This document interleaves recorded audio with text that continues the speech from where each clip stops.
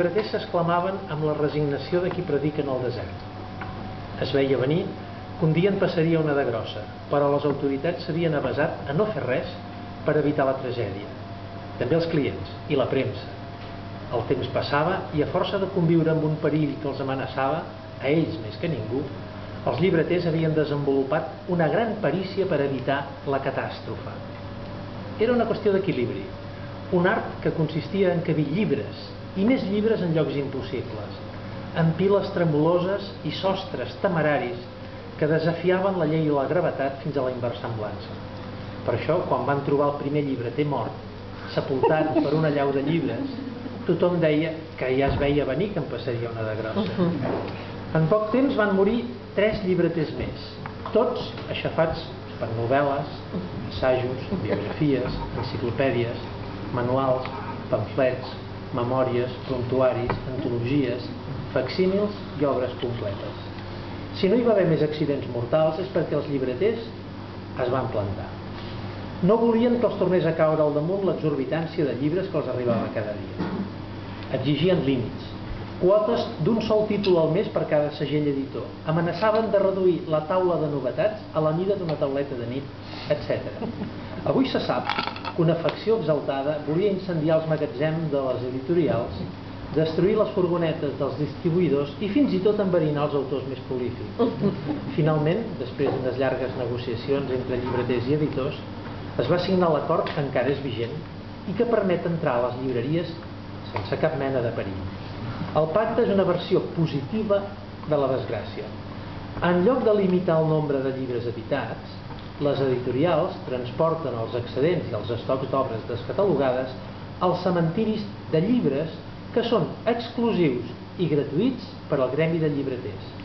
S'estructuren al voltant d'unes boniques fosses comunes que eviten haver de decidir si una persona és enterrada en manuals obsolets d'informàtica, en premis literaris o en llibres mediàtics.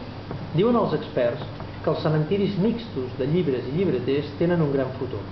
Deu ser veritat perquè cada dia són més els lectors que s'hi acosten per homenatjar els llibreters amb aportacions desinteressades, sobretot pels vols de Sant Jordi. Una que no vaig incloure, de les que van saltar. La tomba de la Mare Superiora. El convent de les Jerònimes no tenia cap interès arquitectònic. L'edifici era lleig i amenaçava ruïna. L'església queia a trossos i el claustre era petit i guerxo, però l'hort ocupava 3/4 de manzana i envoltat de cases altes semblava un miracle de quietud al mig de la gran ciutat. Sovint arribaven al convent ofertes milionàries per comprar el terreny i construir-hi blocs de pisos. La comunitat s'hi oposava amb totes les forces i sota el guiatge de la vella Mare Superiora havia sortejat amb mà experta els embats de l'especulació immobiliària. Un dia, la Mare Superiora va caure greument malalta i va ser substituïda per una monja jove que va defensar el convent amb la mateixa fermesa.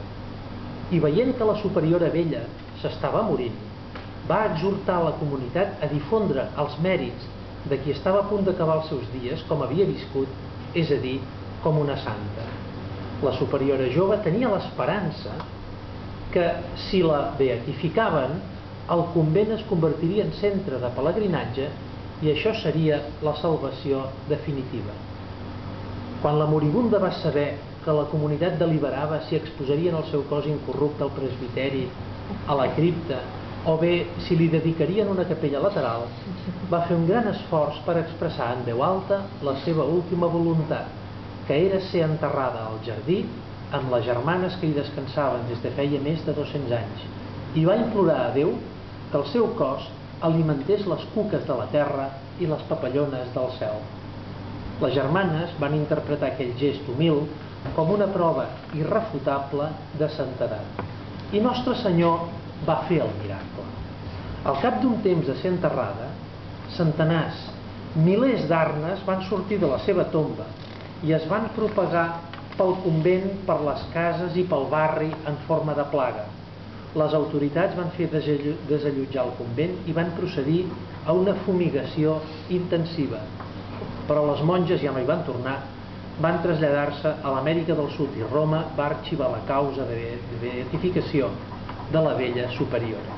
Ara, al solar de les Jerònimes hi estan construint els pàrquings, les oficines i els cines multisala que tanta falta fan al barri.